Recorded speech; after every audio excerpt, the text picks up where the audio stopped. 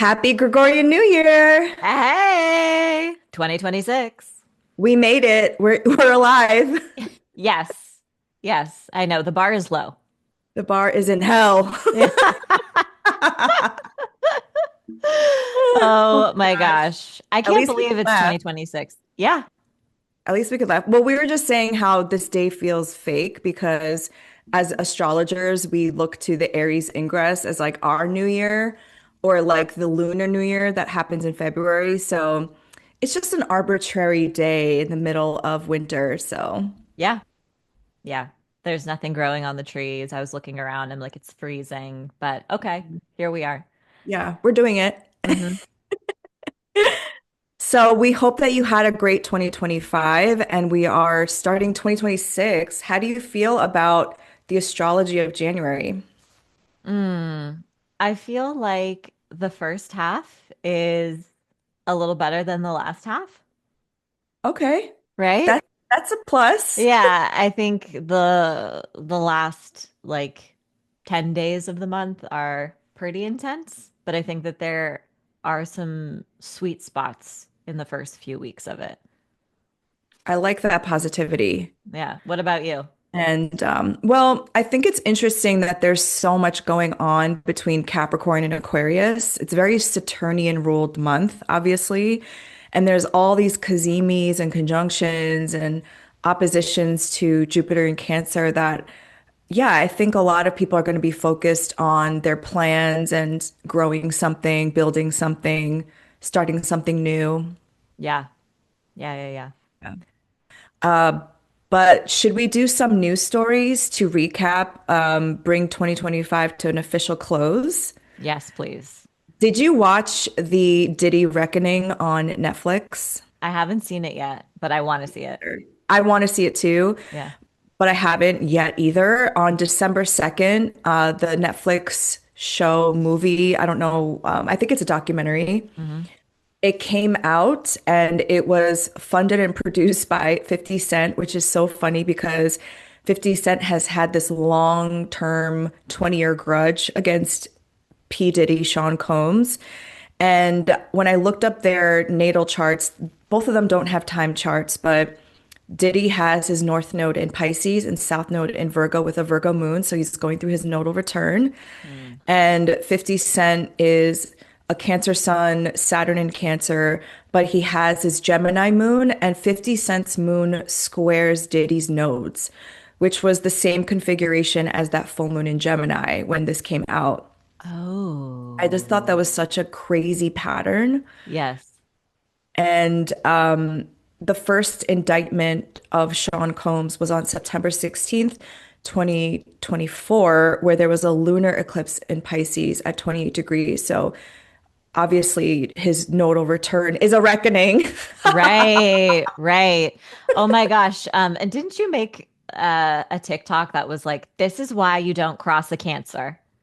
Because Yes. 50 Cent is the cancer and they're so nostalgic. They hold on to grudges. They don't let Hold go. on. They never forget. Hmm. Cancer people never forget.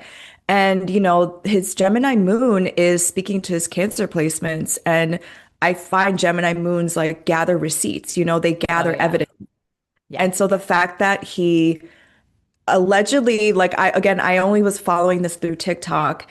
He had paid out the videographer that Diddy failed to pay, and that's how he was able to get the footage. Like, talk about petty. Amazing. I am here for it. I'm I so here for it. love that. I'm like, not only get revenge, but like get him where it like hurts. That's the Hmm. energy we're going into in 2026, I have to say. It That's amazing. was brilliant. And then December 5th, so this was after the full moon in Gemini, Netflix bought out Warner Brothers for $83 billion dollars. And this puts in question like a lot of the antitrust laws. And Netflix is going through its Saturn return because it was the first release was August 29th, 1997 at a solar eclipse in Virgo. And when it first came out, I don't know if y'all remember this. Some people I'm friends with were born in 1997. And I was like, oh my God. It first started out as a DVD service where you I had to like, loved it. Yes. remember? Yes. I used to get the DVDs and it was like so Yes. thrilling. Yeah. Yes. It was like Blockbuster, but like you didn't have to leave your home. Yep. Um, oh man. So yeah, there's like a repeated pattern here around, Netflix going through its Saturn return, and the nodes were in, well, the North Node was in Virgo at that time, and the South Node was in Pisces. So it's a nodal reversal, I guess it's going through. And then same day, Luigi Mangione's case might have been thrown out. I don't know if there's any update to that since then because the police didn't have a search warrant to go through his bag and they didn't read him his Miranda rights. And when he was arrested last year, Mercury was retrograde in Sagittarius. So this news came out when Mercury and Saturn went direct, station direct. Yeah. I think um that Netflix news in particular under the full moon in Gemini, it's so important to note that like the full moon in Gemini is about information and how we consume information, how we receive information, and that deal selling Warner Brothers to basically all of the media is owned by just a handful of billionaires now. So the narratives are all controlled by these very powerful, wealthy people with specific agendas. Mhm. And um and then there's another part of that where um didn't they say that CNN and Discovery was going to be sold separately? Did you hear about Ooh, this? no, I didn't So hear that. So I think, okay, Jared Kushner's has something to do with this, but a company associated with him, a company associated with, oh, don't quote me.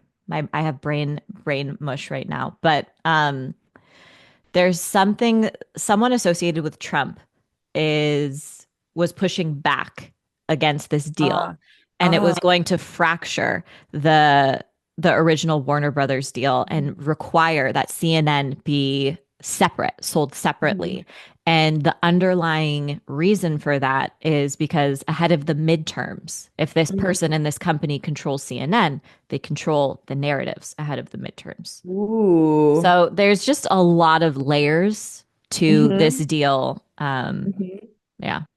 Yeah, because that full moon was co-present with Mercury, which was at the bendings, which was square the nodes. So I don't think that we are privy to a lot of the hidden things that they were doing.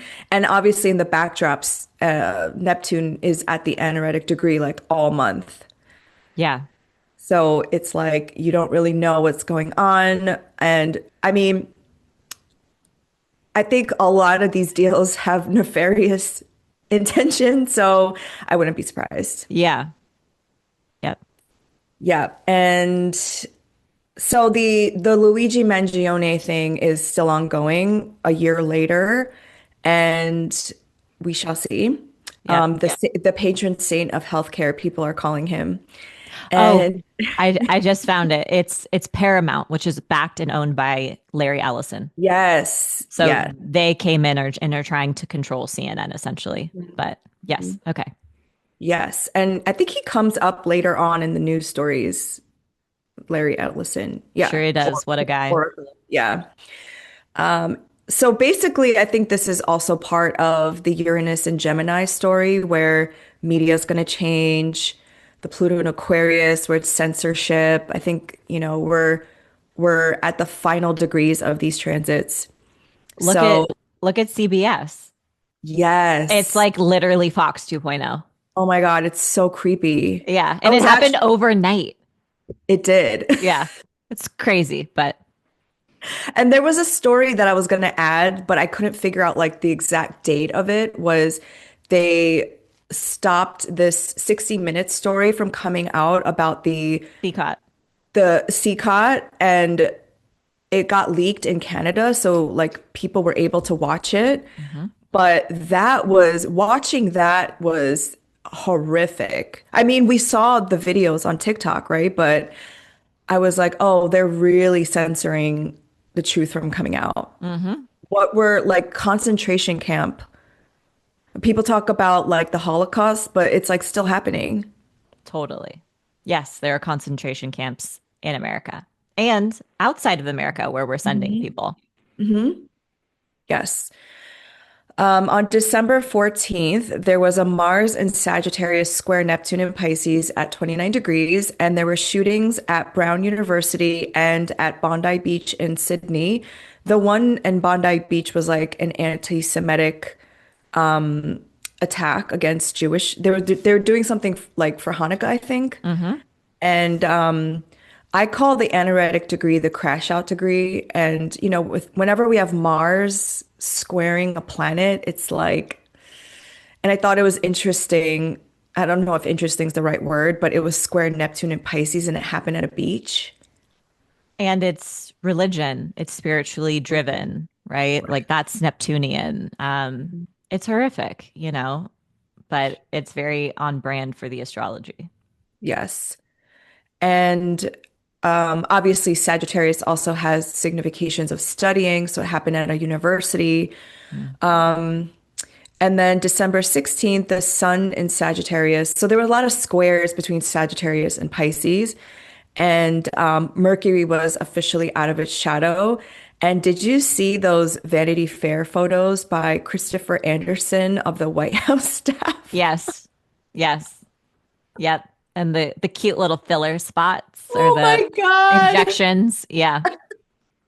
But like, I think Saint Hoax posted about these photos in terms of like art history, how to like look at this artwork of the photos, which I thought was so fascinating and how all of the poses and the lighting was so intentional. Mm. And wow, I was like, that was photos say a lot. And I think photos can be political as well. And it was a repeat of a photo shoot. Vanity Fair did that. I don't know what year it was, but I know there's an astrological significance in repeat too, but they did a similar photo shoot with George W. Bush and Colin Mhm. Powell and a whole bunch of that administration that were the architects of, the wars in Iraq. Oh, wow. Oh, I'm gonna have to look that up. Hmm.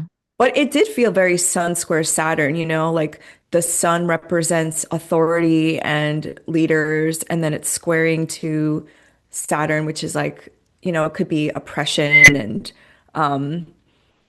and just like the hierarchy of our government, right? And just the photos being so unflattering. Well, for them, it was bad press, right? Like, and that's very Yeah. Sun Square Saturn. It's like the authority figure getting Mhm. this like shitty take publicly, Yes, like right? very. Hmm. Oh my God, Carolyn Levitt is 28. I know. Girl is not aging very well. I mean, woof. Karma. I know. Karma, Saturn. Yeah. Yeah. Um, and then on December 18th, this was right before the new moon in Sagittarius, which was on December 19th. Um, I didn't hear a lot of people talk about this, which kind of worries me about the algorithm of TikTok.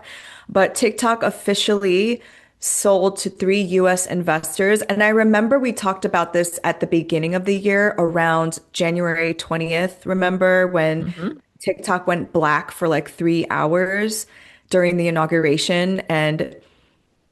And we were like, oh, let's see what happens when Pluto stations direct, because this could be a continuation of this story with the sun. And so TikTok officially sells. It will be controlled by a new venture, joint venture, 50%, which will be owned by tech companies like Oracle, which is owned by Larry Ellison, private equity firm Silver Lake, and Emirati-backed investment firm MGX, which I'm like, this just sounds like the axis of evil. I don't know. Yeah. I mean, for people who don't Right? know, Larry Ellison, who owns Oracle, is also one of the biggest contributors and supporters of the IDF and like quite Mm-hmm. literally funding the genocide in Palestine. Mm-hmm. Um, so there's that. He's a Yeah. billionaire. Yes. So I don't know if you noticed that the algorithm definitely changed. I think it was 2 days ago where it was showing videos from like November. That I'd already liked. Yes, that you already watched. I don't know. Hmm. They're doing something over there. So TikTok as we know it is changing. Hmm. RIP. And then on December 19th, the actual day of the new moon, more Epstein file disclosures with photos came out, but so many redacted photos, and DJT was nowhere to be seen. I was like, mm-mm. Yeah, just for anyone listening to the audio version, I'm just like eye rolling into oblivion. She Yeah. is, and side-eyeing. Mm. Yes. And um, this is like the ongoing saga of that too. And then on December 25th, the US bombs Nigeria. And somewhere along, like during December, the US also bombed Venezuela or like boats Hmm. that were Oh, in. there was a land strike that they're not covering. Oh, Wait, I didn't even hear about that. I heard that like a couple of days ago that Trump confirmed a land strike, and that is a different standard in international law. Like new boundaries have been crossed when you do a land strike. Ooh, ooh. But nobody's talking about it, and nobody knows because all of our media is freaking censored. Yes. Ooh. And oh my gosh, was it Iran officially declared war with the United States? Did you hear that? I heard that, but it was taken out of context Okay. because when the US bombed Iran in the summertime, like that technically is a declaration of war from Yeah. like, so I think the I don't know, supreme leader, I don't know what they call their leader, Yeah. Ayatollah or something, Yeah. of Iran said that, we are officially at war with the United States because they bombed them. Right, right, right. Okay. Yeah, yeah. Not like we are officially going to attack. Okay, that was taken out of Yeah. context. Okay. Yeah. But yeah, I mean, whenever I hear the US bombing a place, I'm like, oh, they want something. They want their resources, they want their land or something. But on December 25th, this was Venus in Sagittarius square Neptune in Pisces at 29 degrees. And I guess, like, reasoning that the Trump administration said they bombed Nigeria was because it's like the Islamic State of Nigeria. And we're all like, come on, please. Like, they probably want something like oil or I don't know what else, whatever. I mean, it's the same reason why they're bombing Venezuela, you Mm-hmm. know? 100%. So, Neptune being at the anaretic degree of Pisces, I just say FAI. Oh my gosh. Yeah. Like all Uh, the way. The way that they're using all of these natural water, like the aquafillers. y- yes, to Hmm. cool down these data centers Aquafires. Yeah. are so diabolical. Like I keep watching videos of people showing their like natural reservoir or lake or pond, and they're like, this is going to be gone because they're using this to cool down the data centers. And the data centers are predominantly in black and brown neighborhoods. Yep. And it's so toxic. I think people genuinely don't have any idea or they don't have a conscience. I don't know what it is, but you know, um, a 100 word search response from ChatGPT is the equivalent of just pouring out a water bottle.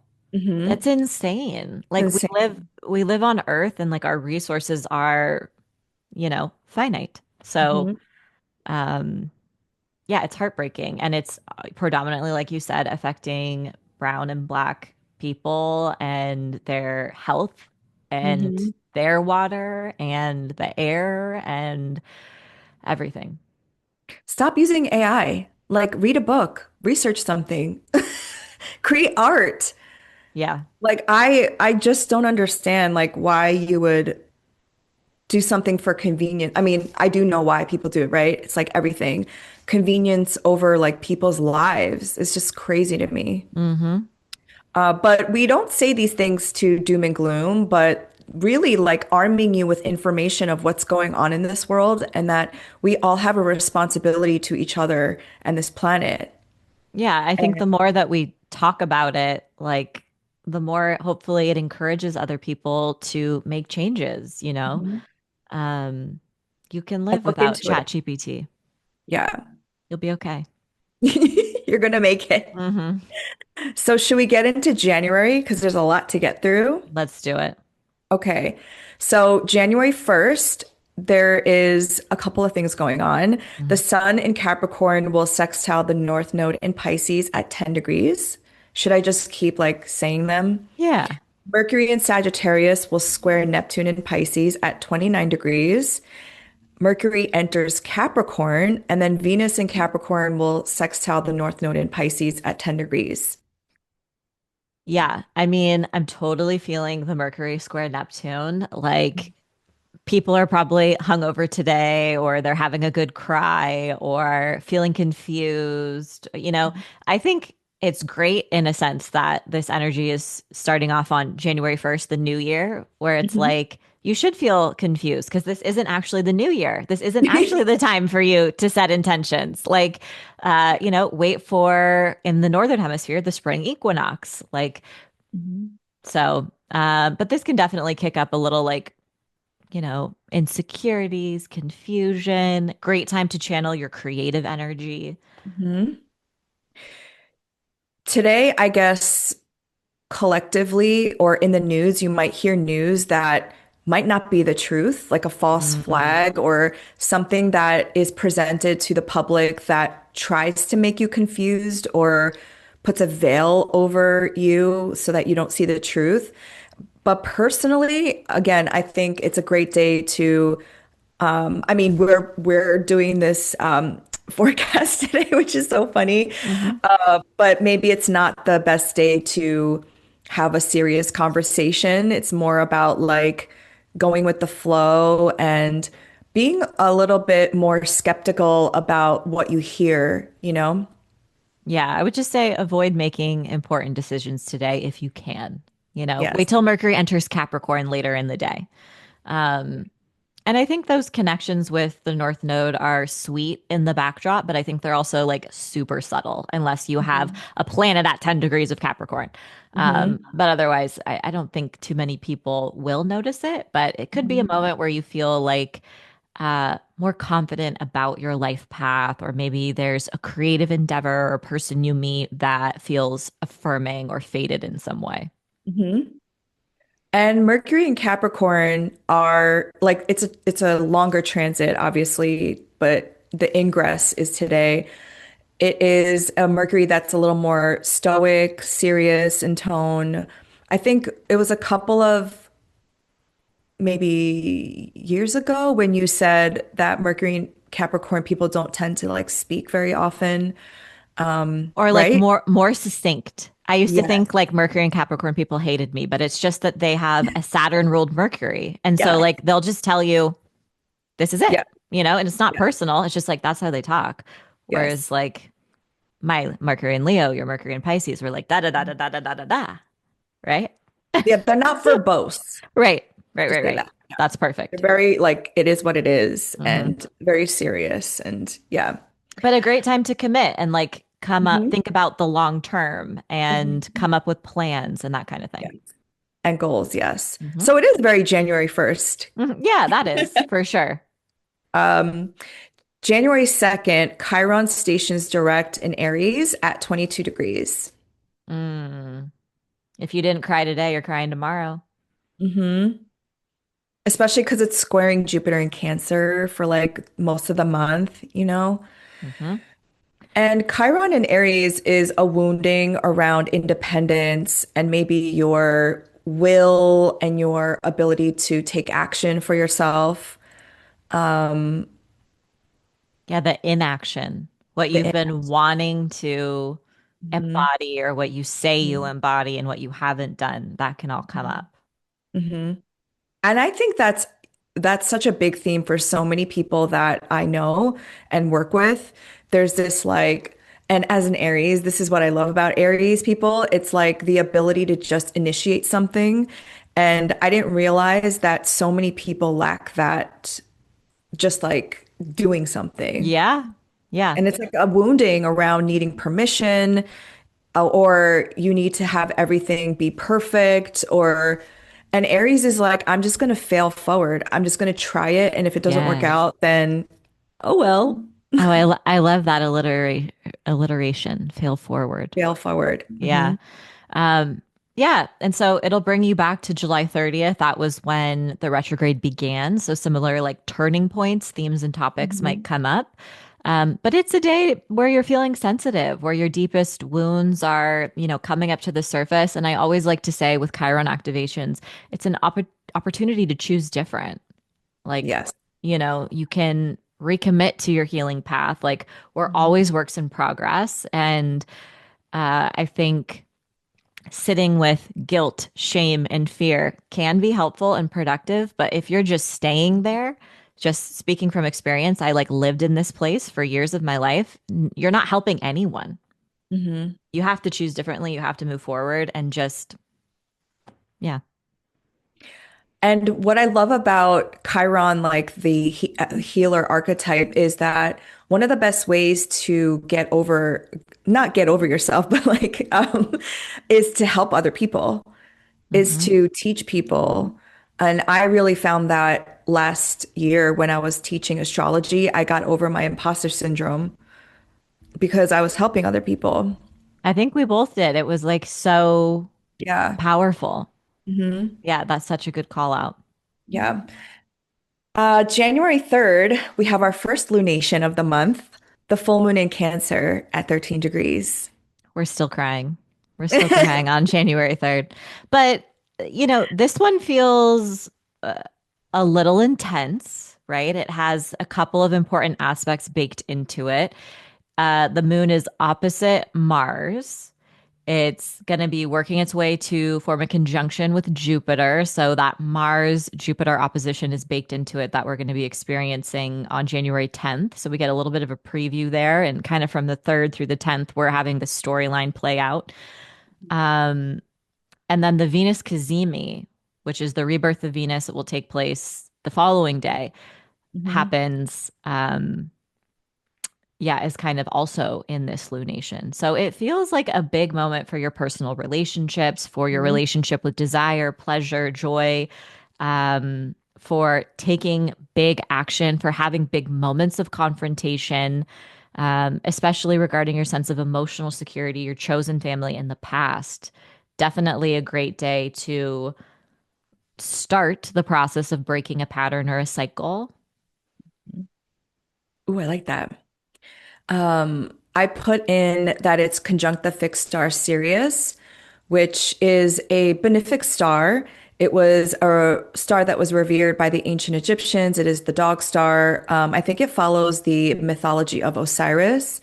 And Sirius is a star that's very important for the ancient Egyptians because in the summer they observed the heliacal rising of Sirius to coincide with the flooding of the Nile, which agriculturally brought about fertility Hmm. and abundance. It doesn't flood anymore because they're dams, but so in the one hand, I do think the Cancer part of your chart is experiencing some sort of like rising of the Nile, like symbolically, like, but again, I think it depends because I think it's more emotional, either like overwhelm, like you're feeling all the feels. And if you don't have a practice of like dealing with that, you could feel just emotional overwhelm, like, oh my God, I have all these like repressed feelings that are coming up, or you could be feeling emotionally grateful or fulfilled at this time because it is co-present with Jupiter.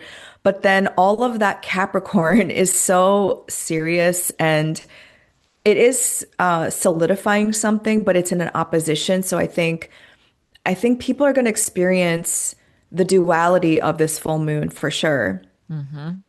Yeah. And it's in the second decan of Cancer. And oh, look at you, so I got it ready. prepared. Yeah. And so I think some of the emotions that might be coming to the surface are the turning points or the confrontations, or even, when you think of the sense of emotional security, it's going to have to do with our friendships in some way. Like, who shows up for you? Hmm. Who are you not showing up for? Are there conversations that need to be had Hmm. to renegotiate the parameters of that friendship? But yeah, I think for some of us, we might be really reflecting on friendship and reciprocity. So Stephanie is referring to the Three of Cups, which is the tarot card associated with this deacon. And this is a card about celebration, right? And like reunion and joy and being with the people that you love and have supported you. And I don't know if you got a chance to read T. Susan Chang's like write up about this, but in this, Deacon, she talks about like abundance versus scarcity and how we frame abundance and scarcity in a time of like we live in an abundant earth, but so many of us experience scarcity through our consciousness and through just like the billionaires that hoard all the wealth. So how do we frame abundance even outside of capitalism, like outside of just money, right? And I think it is that emotional safety and security that you find with people who support you. So I think it's like again when astrologers say like, oh, it's going to be such an abundant full moon, it's like, okay, but what does abundance actually mean to you? Like, is it actually money? Is it resources? Is it a feeling? And you know, Cancer and Capricorn, that axis is also about family and tradition. What do we preserve and conserve and uphold? And I think what you said about the patterning is, yeah, like how do you want to break out of the patterns of something that maybe you've inherited through your family lineage? Yeah, I love that. But yeah, it's gonna be an emotional one. The moon is in its domicile, so it's a lot of feelings. A lot of feelings. Yeah, but you got to feel to heal. That's true. That is true. I think Jan I was going oh, to say one more thing just about Cancer is also the relationship to the land. mm-hmm. So super important if you have not already like looked into whose land you are living on and occupying, you can go to native-land.ca to Mhm. find out and to figure out how you can give back And or support. Yeah. yeah, either through reparations or your time or whatever that looks like, but really giving reverence to the indigenous stewards of the land that you're occupying and living on in some way or form, and starting that process, very important. Ooh, I love that you brought that up because also this is happening on the United States sun because its sun is at 13 degrees of Cancer. So big turning point for the United States of America. Mhm. But I love the land back thing too. And I think of Cancer and Jupiter in Cancer specifically as a transit about like in the one hand community care and how are we taking care of our community, but then on the opposite it is like nationalism and what is that organization that Erica Kirk is now like the head of? It's some Turning point. yes. Oh, yeah. Oh my gosh, all the It, memes of her and the fireworks are just oh my sending God, how funny. I haven't looked up her chart, but I'm like, she has to be a Leo. She has to be She some has, I think, obnoxious Leo. she has, I think, a Scorpio moon or a Mm, Venus in Scorpio or something mm. like that. But yeah, we have But to the look it up. fireworks, I'm like, what is going on My with God, the that? memes, oh, they're so, but they're It's not so good. exaggerating. No, I'm looking it I'm up right like, now. oh my God. So if y'all don't know what we're talking about, basically Erica Kirk is the widow of Charlie Kirk, who obviously was unalived, and she's like in her mourning phase, quote unquote, but she's going to these like rallies where there's like fireworks and like the memes are not exaggerating. It's insane. Okay, we've got Scorpio Sun, Aries Moon, Mars and Aries. Okay, that explains the Oh, fireworks. wow. Yeah. So she's Okay. very Martian. Very Martian. Mars square Saturn. Ooh. Okay, we'll have to do a separate deep dive into this person's Yeah. chart. But And then anyways. it came out in December that she's Lebanese. Oh, really? Did you see that? No. Yeah. That's Interesting. wild. I think we're going to see more of her. So January 6th, Venus in Capricorn will conjunct the sun in Capricorn at 16 degrees. Yeah. So this is the rebirth of Venus. Hmm. And you know, a kazimi is an Arabic word for in the heart of. It is a moment of strengthening and renewal for all Venusian topics. Venus has to Mhm. do with our personal values, our creativity, our personal relationships, and even our finances. And it's a turning point or a Mhm. moment of revelation or making an important decision or having an important interaction or conversation or signing a contract, making a commitment of some sort. I just threw this in there just for shits and giggles, but the last time this happened was January 8th, 2022, Mhm. when Venus was retrograde in Capricorn and met with the sun at 18 degrees. So, very similar, close place in the sky. Mhm. I only remember that because it's the day before my dad died.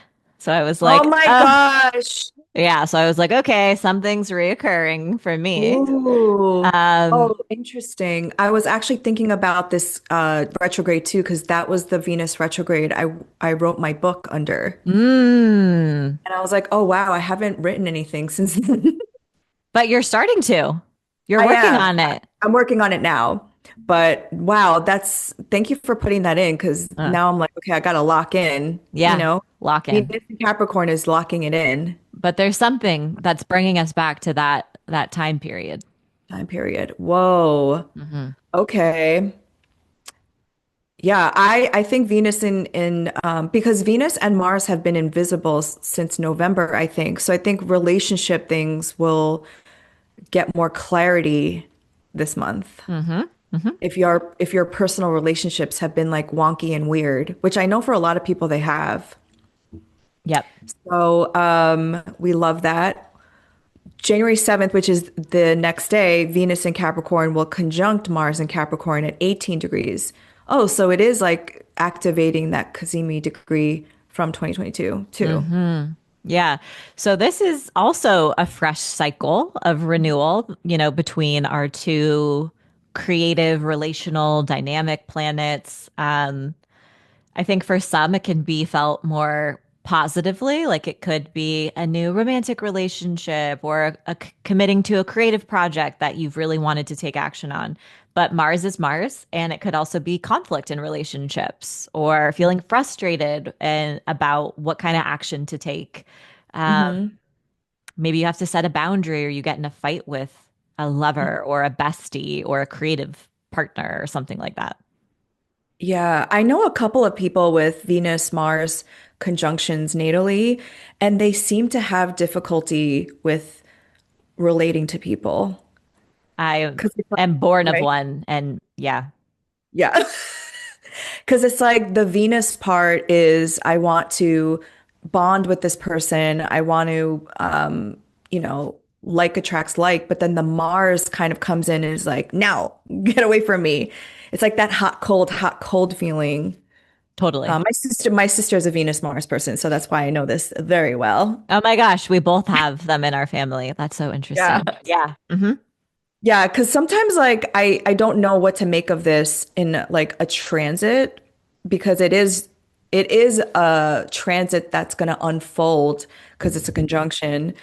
Whatever like wherever you have Capricorn in your natal chart, this is going to unfold, obviously. So I never know what to make of it as like a transit. I'd say But definitely pay attention to the house that Capricorn Mhm. rules, like those type of themes. There's a sense of renewal and Mhm. freshening up and dealing with any hidden frustrations or frustrations that you've ignored in regarding those topics in your life. Mhm. Yeah. The next day, Mercury in Capricorn will sextile the North Node in Pisces. Sweet. Bringing Huge us back to the connection. first day of the year, when the sun and Venus met with the North Node. And I think just maybe conversations or decisions or ideas that kind of help you further along with some of your Mhm. goals. Yes. On January 9th, there's two aspects, two transits. The Sun in Capricorn will conjunct Mars in Capricorn at 19 degrees, and then Venus in Capricorn will oppose Jupiter in Cancer at 20 degrees. Yeah. So we have like a Mars Cazimi. Yes. A Mars Cazimi after the Venus Cazimi. Mhm. Um, it's so much going on. I just want to say, like, when I was like typing up these notes, so it's a very 19 degrees is a very cardinal is a very important degree in my chart, and I cried when I typed up these notes. This is my South Node. I'm like, Yeah. what WTF is gonna happen? Yeah, I was like, it literally made me cry. I was like, oh no, this is not going to be good. Okay, but I think for other people who aren't us, right? There is potential for it to be good. I think the Mars Kazemi is the rebirth of your motivation, your Mhm. drive, standing up for yourself, asserting yourself. Like, but also Mars is exalted in Capricorn, so this is kind of like you practicing what you preach and maybe recommitting to embodying and taking action that are in alignment with, you know, what you like believe in or stand Mhm. up for, want to protect or defend in the world. Um, Great kind of energy for starting something new. And on the same day, Venus is opposite Jupiter. Like those are the two luckiest planets in the sky. You know, there is this element of support or celebration or gratitude that's also coming through. Yeah. I really like Mars and Capricorn because it's like slow and steady action that's going to be fruitful for the long term versus like Mars and Aries, which is like, let's do it now. And like, let's think about later, you know? And I do like this conjunction. It's a, like you said, good day to set an intention around building something in your Capricorn house, whatever that is. And I like when benefics connect, even if it's a challenging aspect, like an opposition. Hmm. I'm wondering if some people might receive some money on this day or like a lucky break, you know? Definitely. It Yes. could be really cute for some people. Yeah. Yeah.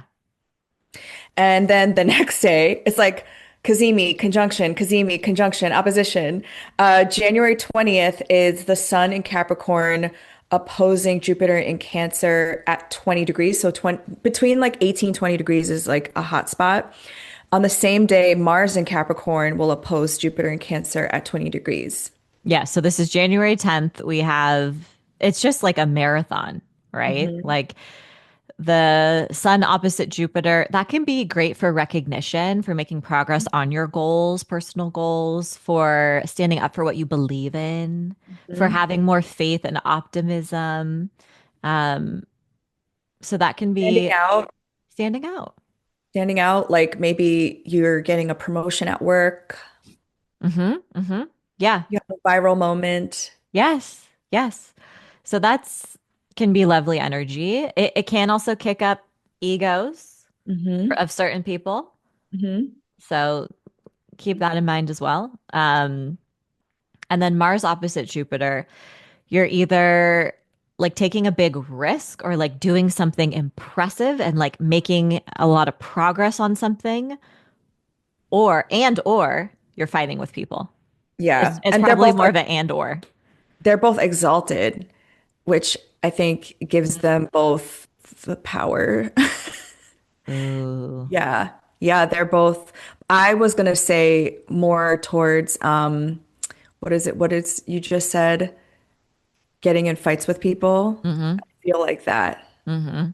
Ego's getting in the way, and then you're like, no, my way is the best way.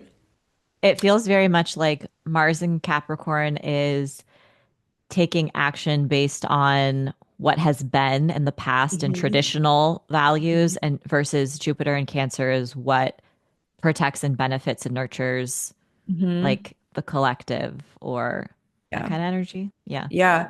I always tell Capricorns that their own like loyalty and filial duty could be also their downfall because sometimes we shouldn't preserve certain traditions.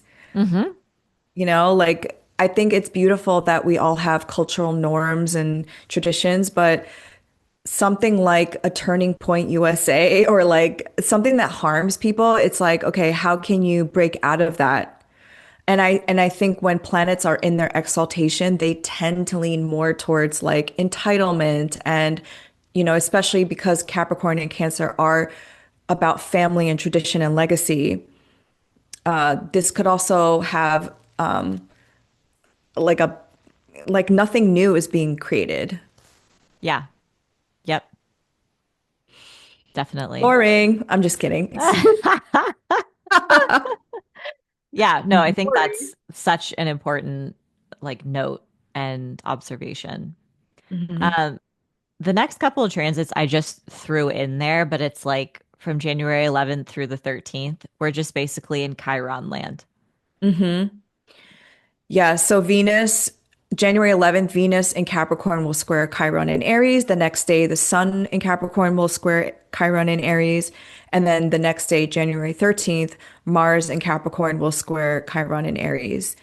And these activations to Chiron is like, again, when we talked about Chiron stationing direct in Aries, like now Chiron's getting like triggered. Yeah, by the personal planets. So they're closer to Mhm. Earth. We're feeling it a little bit more intensely. It's also reactivating all of those Kazimis that we had, Mhm. right? With Venus and Mars. So similar themes and topics are coming up, but now it's folding in some of our pain and our wounds and our insecurities, Mhm. but also prompting us to choose differently, to, you Yes. know, yeah. But I think it's going to be a little a tender spot.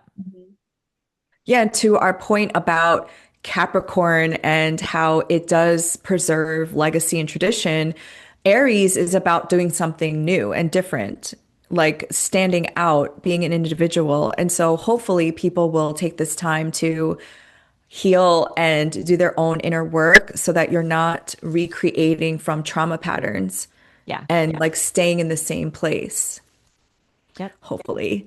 Yeah. January 14th, Mercury in Capricorn will oppose Jupiter in Cancer at 19 degrees. Yeah. And this is reactivating January 9th when Venus was opposite Jupiter and January 10th when Mars was opposite Jupiter. So again, we're kind of still rehashing some of the events that took place earlier this year, Mhm. and we're finding out more information because Yeah. it's Mercury. I think Hmm. when Mercury is opposite Jupiter, it can really it can be like inflammatory, right? Hmm. Like it can really take something small, a conversation that was small, a comment that was meant to be kind of just like a throwaway comment and really blow it up. So, um we do have these, you want to watch out for that. You know, people might have bigger reactions. And it can be a great transit for learning, you know, for working with your mind, learning new things, broadening your perspective and horizons. But I think it also, we're missing the tiny details, right? Like it's Yeah. harder to come up with the small ideas and steps and plans to execute the big ideas that we're having under this energy. Hmm.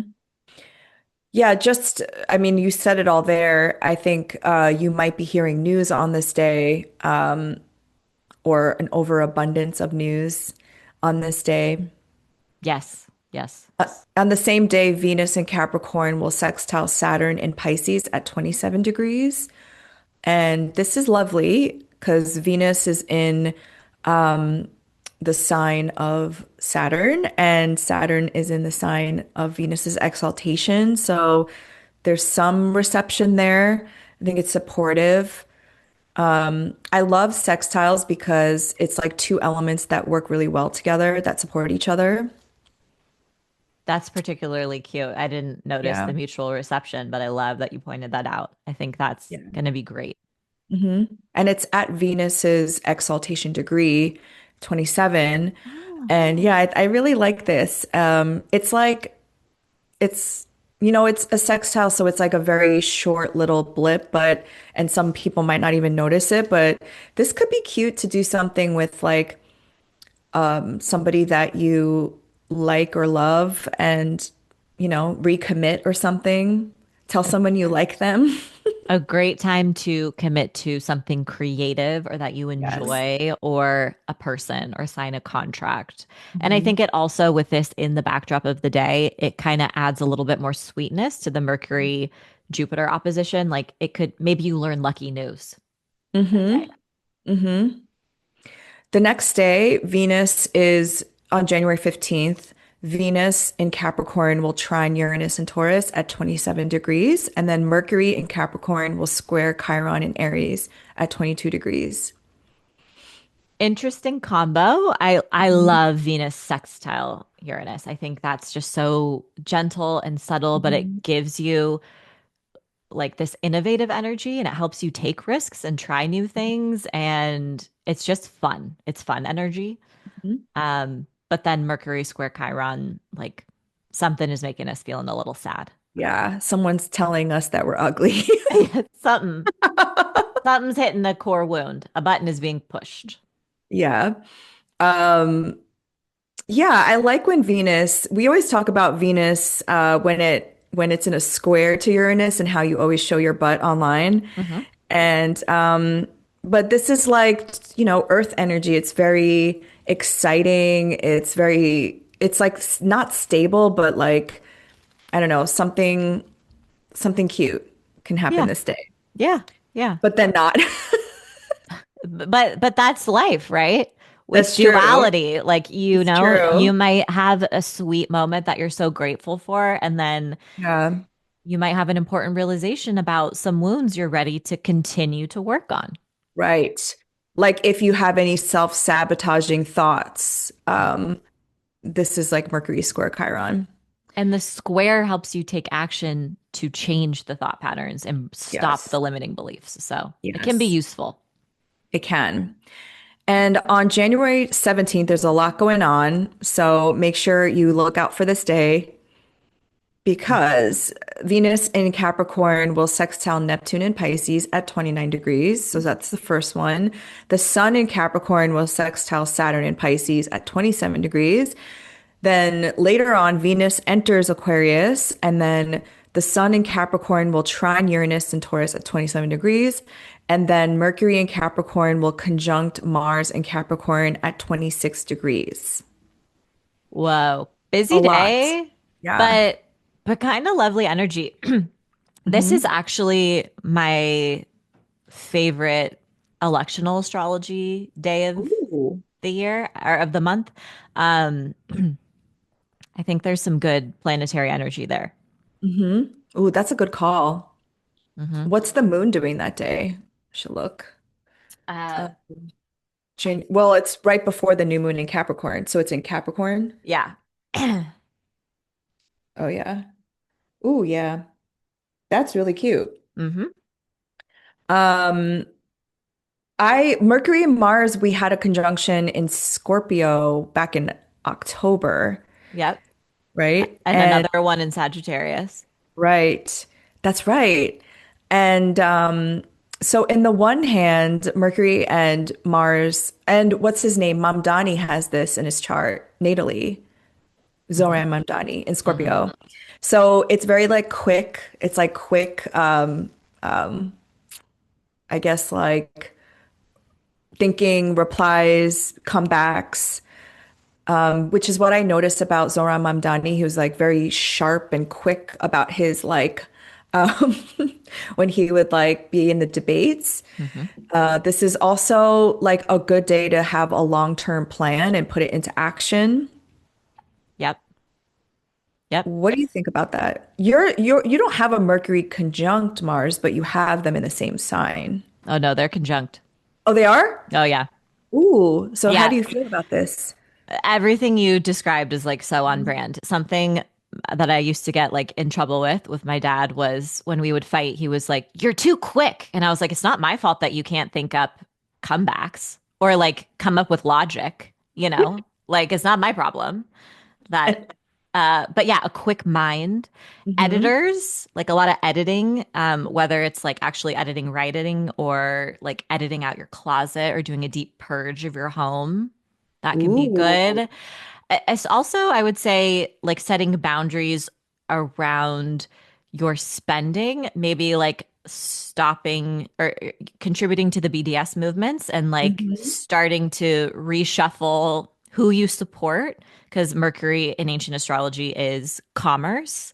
That's true. Um, but definitely Ooh, I like taking that. taking initiation on your ideas, actions. And like you said, it's in Capricorn. So we have that wherewithal to get it done and stick Mhm. with it. Yeah. I have been saying this to a lot of my clients, like, who are you investing your time, energy, and money into? Is it some like CEO who doesn't deserve your dollars or attention, or are you investing, which is like a Saturn word, into other like people's businesses, small businesses, their Substacks, their Patreons? Like, I I just think it's crazy that in 2026 now we are continuing to make these billionaires rich. Like they have these super yachts. They don't need our money. Yeah. So I think that when you said the BDS thing, it like, oh yeah, for sure. Mercury conjunct Mars and Capricorn. Hmm. And I have Venus in Aquarius, so Tell I us, tell really us, tell like us. this. I really like, obviously, it's going to be my Venus return. I always say, like, Venus and Aquarius people are sapiosexuals. Like, we are turned on by intellectualism, which I feel like is dying. Like, Hmm. nobody reads a book anymore. Nobody, like, researches anymore. So, whenever I hear, like, a smart person, I'm like, purr. Yes. I love it. Oh my gosh.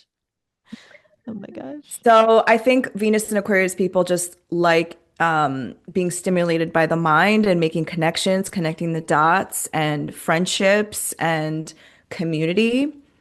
I don't necessarily like people. I actually hate people sometimes, but I think the overall like idea of humanity is something that that I really like, love. For sure. Aquarius is the only other sign, zodiac sign, other than Gemini, that has a human as its symbol, right? So there's True. this big emphasis on humanity, the collective. Mhm. Venus is our personal values. Mhm. Get involved. Meet Yes. meet your neighbors, like taking small steps. You don't have to like come up with, we're not going to individually, no one is going to fix this on our own, right? It's the small steps that we take in our daily lives and in our community that are going to move the needle. That's so true. And as a Venus and Aquarius person, I don't tend to buy a lot of things in terms of like clothes or like I feel like Venus in Libra or Taurus or Leo even, they really spend money on like looking good. I feel like I spend my money on books and Mm. like things that enrich my mind. Mm-hmm. Mm-hmm. So, I like that. um, are we good with January 17th? Should we move on? Yeah, yeah. Okay. January 18th is the new moon in Capricorn and it's happening at 28 degrees. Yeah. This one, it's forming an aspect with every single planet in the sky. I'll say the next aspect is the sextile to Neptune, which is great, Mhm. supportive. I think the energy is mostly supportive. Um, it's in the third decan of Capricorn, which is the Four of Pentacles. And, for me, that's all about security as well. I think the fact that it's taking place at 28 degrees also kind of signifies the ending of something. So maybe there is an ending of a certain job or contract, or maybe there is an ending of your relationship with scarcity. Maybe that's evolving for the better. Um, but I think, yeah, that it has all of this month's important aspects baked into it as well. Yes. So, Yes. I love this new moon. mhm. I love that baked into the new moon is that Mercury Mars conjunction and it's conjunct the new moon. And it just feels like you're rewriting a story about your personal finances or the sense of safety and security. Like what does it take to make you feel this way in an embodied way? Because I've felt abundant when I had like no money. Like I felt like I was like on the right track when I've had no money, but then when I've had a lot of money, I've also felt like I was poor. So it is Mhm. like, what is that sweet spot? What is that feeling within? And I also like that the ruler of this new moon, Saturn, is in a sextile to the new moon. So it witnesses the new moon. And Mm. and I think that is really nice and supportive. What I do think is interesting is a new moon is like a 6 month cycle, right? But within that time period, Saturn changes signs in like a month. So I think some form of this new moon intention that you're setting is going to pivot in some way. So Yeah, yeah, I I like really that. like it. Hmm. So a lot's happening in the Capricorn house. Hello. On January 18th. Did I say this part? Mercury in Capricorn is sextile Saturn in Pisces at 27 degrees. And And no, then we forgot to mention this. So this is also baked into the new moon, which is super yes. amazing. Yes. And then Mercury in Capricorn will trine Uranus and Taurus at 27 degrees. So this is all happening within the new moon. Yeah. So a lot Amazing. of Great. Mercury stuff. Yeah. Great for coming up with ideas, signing contracts, Mhm. and trying something new and sticking with it because Uranus, Saturn, which is kind of great. Yes. January 19th, the Sun in Capricorn will sextile Neptune in Pisces at 29 degrees for the last time. And then the Sun will enter Aquarius, which is Aquarius season. Whoa, January 19th. Then Venus in Mhm. Aquarius will conjunct Pluto in Aquarius at 3 degrees.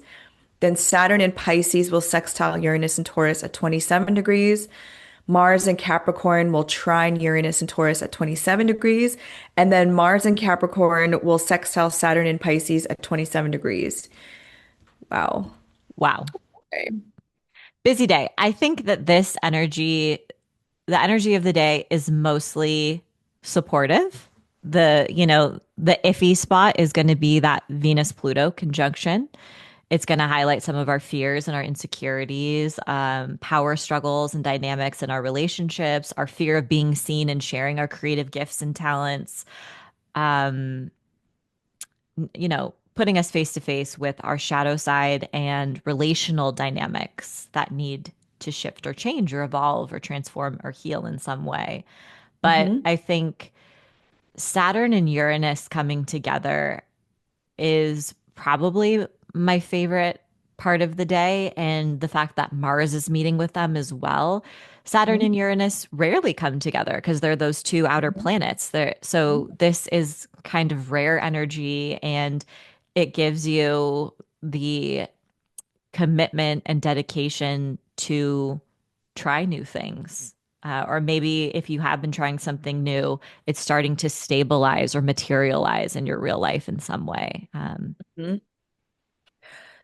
Okay, so I have a little bit of a Debbie Downer news. Tell us, tell us. Okay, so I'll say the Debbie Downer news first, and then what I think this day would be great for.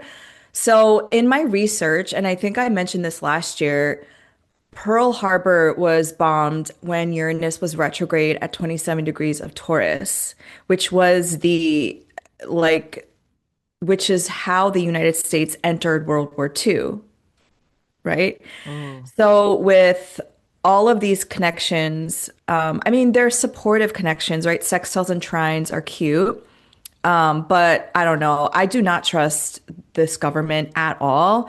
I could see like a false flag event happening or some reason for them to go into some escalated either proxy war or invasion of some place.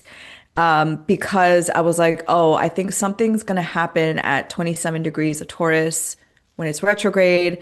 And then when Uranus goes into Gemini is, the the repeat of a lot of these revolutionary wars. mm, How I think we should use this day is to organize, like community organize, go to a meeting, doing a direct action. What I found in like my very, very limited time of community organizing in the last 2 years is that A movement is more sustainable when it's rooted in love, joy, and creativity. When it's just based on anger and depression, people like lose steam and then they start to project those traumas and hostilities towards people within the group. And so it's really important to do the inner healing work and transmuting these like this rage and like you said, cry and using that energy to direct it to the powers that be versus each other, like the Mm. lateral violence that usually happens within activism. And oftentimes when I organize events, it's not like we're protesting per se. We're creating art. We're like writing poetry. We're getting to know each other and building trust with each other. We're singing and we're dancing and we're like, but that is part of the movement too, because a lot of people think activism within a white supremacist colonial framework is just like anger and like, I'm gonna march the streets or like, but that's just one form of resistance. So this day when I saw it, I was like, "Ooh, this would be such a great day to gather with community and especially with Venus conjunct Pluto. And even like it could even go as deep as like a healing workshop with people, doing shadow Mhm. work with people, because we heal in community. And so yeah, that's my long spiel about January 19th. No, that is so beautiful, and thank you for sharing all of that. It's such an important reminder. Mhm. Because things are going to get a little chaotic, I think, this year. So we have to have our sense about ourselves and be rooted, which is why I think this Capricorn energy is helpful. Yep.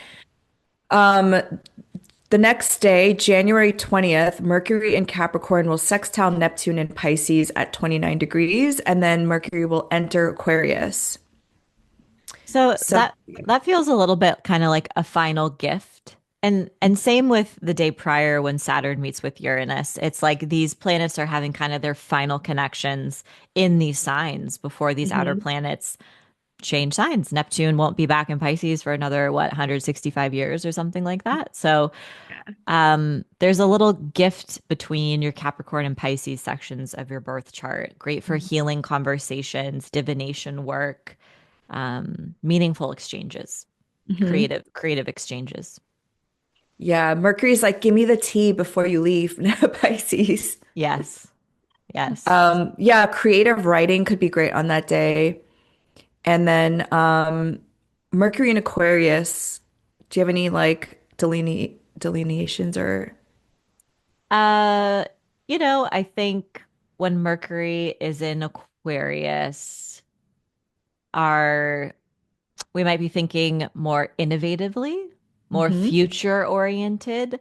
Um, Not really. It's the Mercury opposite for me, so I don't get it. Ooh, Yeah. that's right. That's right. You're like, huh? What are you thinking? Yeah. It's still ruled by Saturn, but it's a fixed air sign.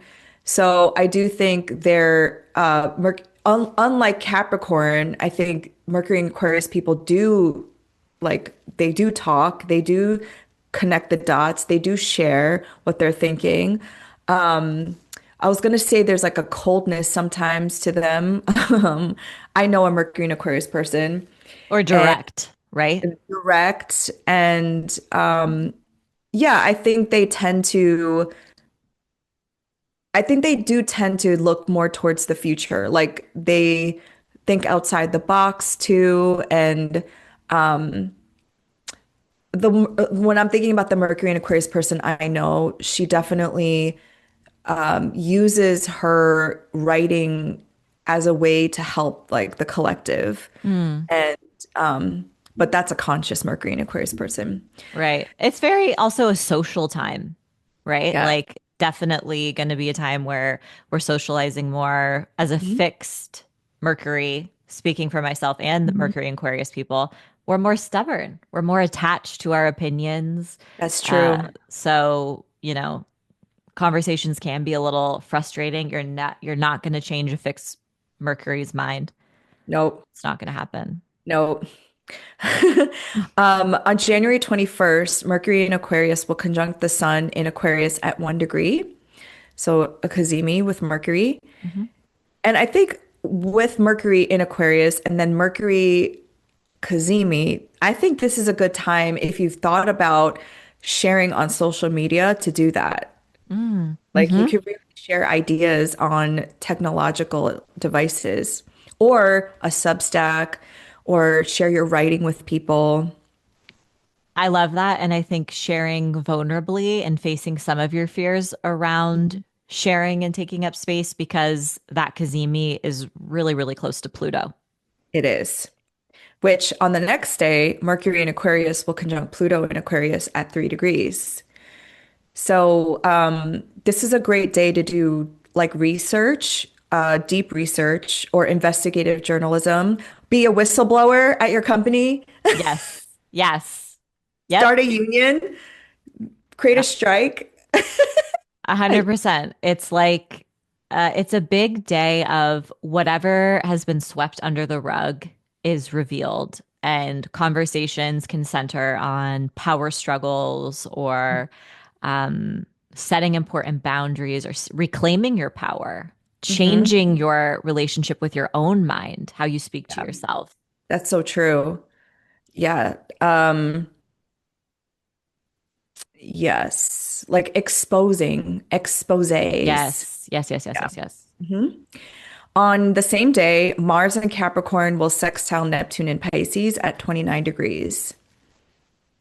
Great for taking action on your dreams, for being creatively inspired, or taking action based on your sense of compassion and what you care about, and for the collective, standing up for people who are vulnerable and need it most. Hmm. Like humanitarianism is a Neptune thing, and you could really take action towards that. Yeah.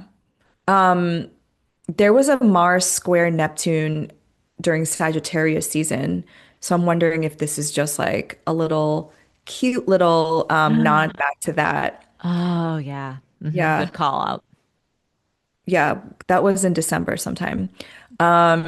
And then on the next day, January 23rd, Mars will enter Aquarius, and then the Sun in Aquarius will conjunct Pluto in Aquarius at 3 degrees.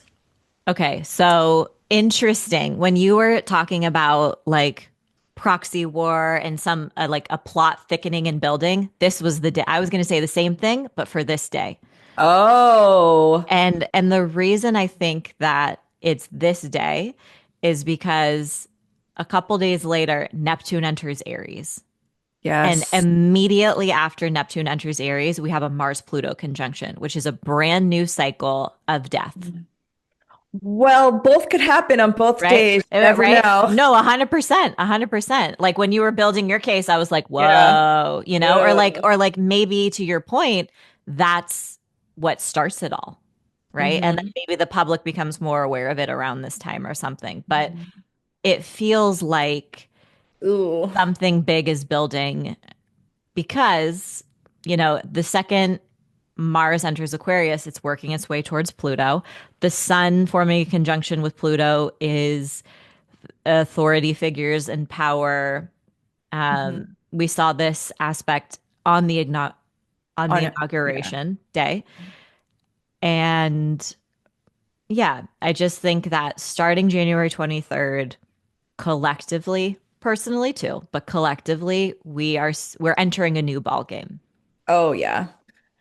Um, it's so interesting too because people who to me like had no idea what was going on or were feeling the effects of things that we've been noticing since October 2023.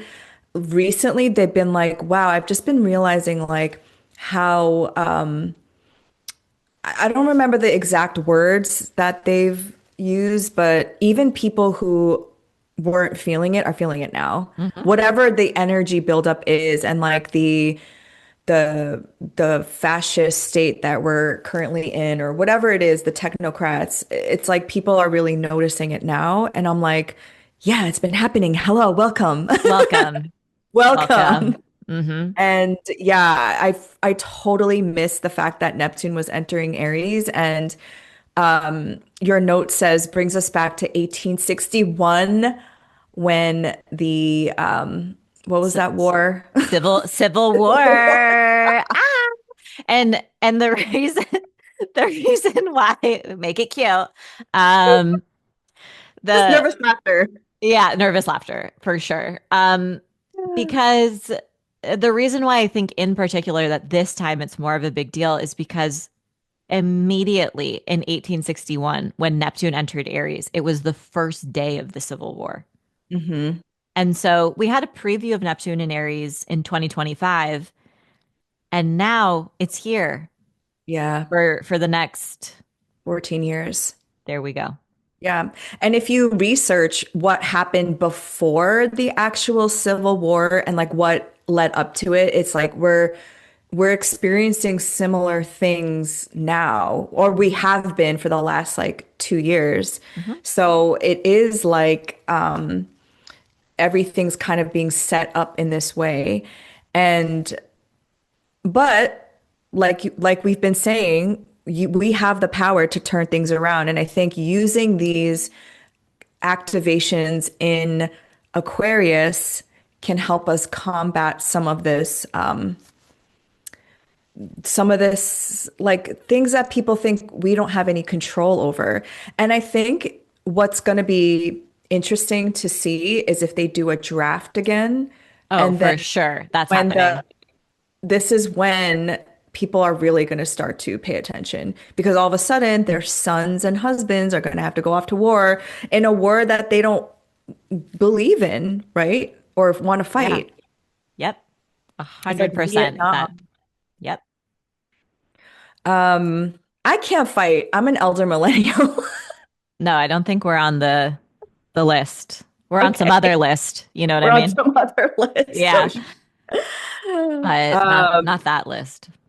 not that list. Mars in Aquarius, do you have any like keywords for that? Fighting, defending humanity, you know, taking action for the collective, taking risks, trying new things. What about you? Yeah, I was gonna say something again with technology, AI. They start to, I'm like, what have they not done? You know, because of like the face ID recognition stuff, they hold us at the borders or they surveil us even more than they're doing. Whatever AI stuff they're doing, I don't know. I feel like they've already been doing it, so my imagination is very limited. Yeah, I think that's a good, it definitely AI stuff, harmful AI stuff. You're right. Mhm. Mhm. Surveillance. Hmm. Yes. And oh, January 27th, Mars in Aquarius conjunct Pluto in Aquarius at 3 degrees. Ew. You wrote ew. Yeah. Yeah. Every time these two come together, there's some bombing somewhere. I'm Yep. sorry I have to say it.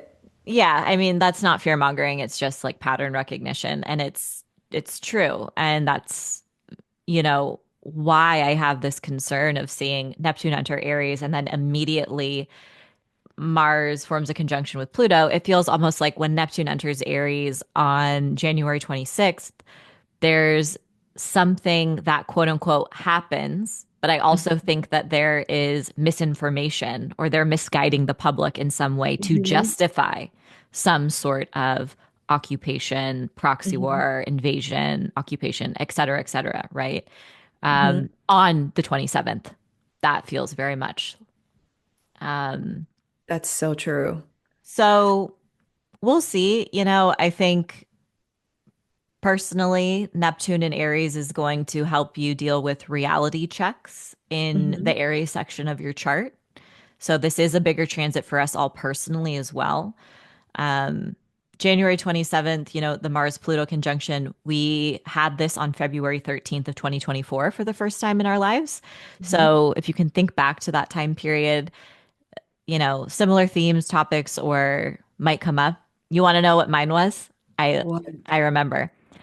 I was about a month away from giving birth and it was starting to hit me. Like I was so big, I could barely move and I was like this thing has to come out, Oh you know? And so I watched birth videos and I was terrified. I watched like no. just all these birth videos of all these people just like bleeding out and like Mhm. birthing babies and I just sobbed in bed all day. And I Oh was my like, I have gosh. to do that. But that was a good way to confront your fear, which is Mars conjunct Pluto. That's what I did. Yeah, like wow, what a what a thing to do before you give birth. I know Joey took the phone away after a couple Were you hours. He's like, like, you've I seen changed my enough. mind. I changed my Yeah. mind. Yes. Yes. I kept telling him, I'm like, I'm not doing this. I'm not doing this. He's like, well, it has to come out somehow, you know? Oh my gosh. Well, because in I think Babylonian astrology, Mars, before they like discovered Pluto, was the god of death too. Yeah. So it's like the two death gods coming together. Yes. Yes. Yes. Yes. And but it is a good day to use this constructively, like to face your fears and to like I mean, I would use this to like get revenge on somebody who's been abusing you. Get I like, love revenge. yeah, tell him about the freezer spell. Okay, so this is what you should do, shall do on January 27th. If there's somebody who's harassing you, who's annoying you, or even just like you feel like they're monitoring you, you know, like those monitoring spirits, what you do is you take a piece of paper and you write their name, first and last name, and you can even write like to stop bothering me, stop watching me, whatever it is. I use a Ziploc freezer bag. I don't know if you use something just because it fits in my freezer because I have like 10 people in there right now. Uh, I can't be having all these containers. And I put in the piece of paper with their name, I fold it up, and then this is my own personal concoction, but I've seen people use different herbs. I use coffee grinds for quickness, Mm. red pepper for like spiciness, salt for protection. And I've seen other people use like mugwort and like bay leaves and stuff like that. Like if you want to also receive like anytime they give you like an evil eye and instead of it going to you could turn it into money, then I've seen people use like bay leaves and stuff like that or bergamot, and then you pour water into this freezer bag, and while you're doing this like really set the intention that you're ready to cut them out and that they can't watch you, they can't harass you, and then you put this bag in the freezer. And as long as it's in the freezer, this person, it works every time. Like it's like it's not crazy, but it's magic. Hmm. Hmm. But you could do that on this day. Excellent suggestion. Yes. You have people in your freezer too, right? I don't have anyone in my freezer, but I've never put anyone in my freezer, but I do limpias. That's my Okay. way. I'll do like a cord Yes. cutting visualization. I'll do a limpia and I'm like, Mhm. get out of here. And it works.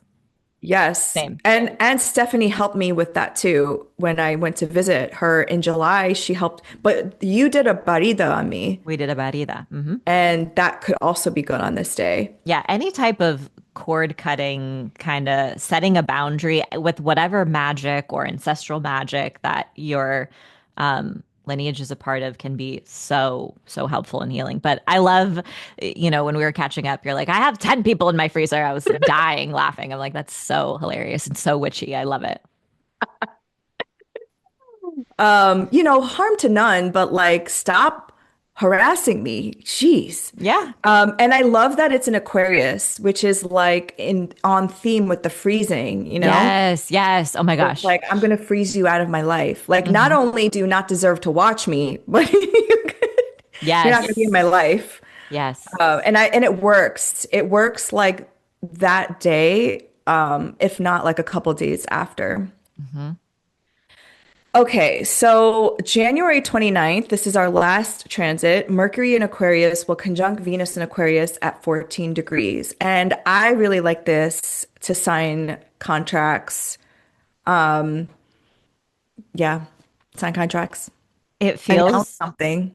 announce something. Yeah. It feels almost like so gaslighty or like up and back because like Mhm. we've just come from this insane period and then it's like, oh, here's a sweet moment to end I the month, know. you know? So but this is a great way to end the month, really. Mhm. Anytime a planet forms a conjunction with Venus, it's creating a new cycle and it's there's a little support there, so mental support, creative support, romantic support, community support. Um, there could be lucky news. You could, yeah, just feel more Alliance. connected. Yeah. Alliances. Yeah. You Mhm. could feel more connected to your creative mind too. Mhm.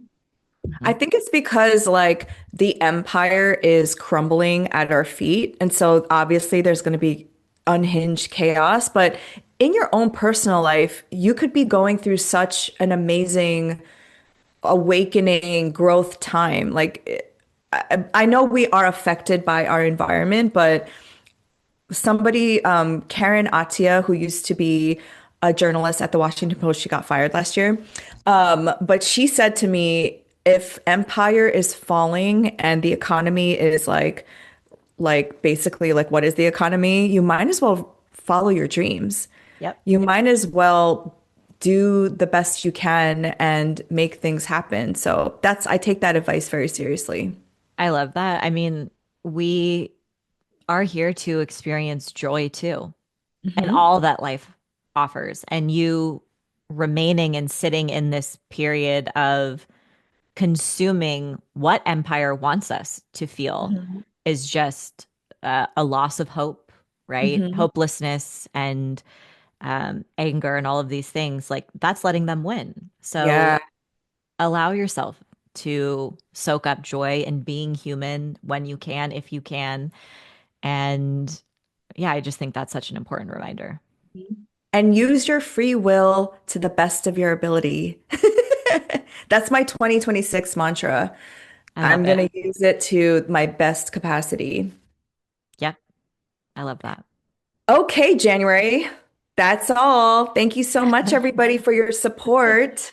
And we'll see you next month. Bye. Bye.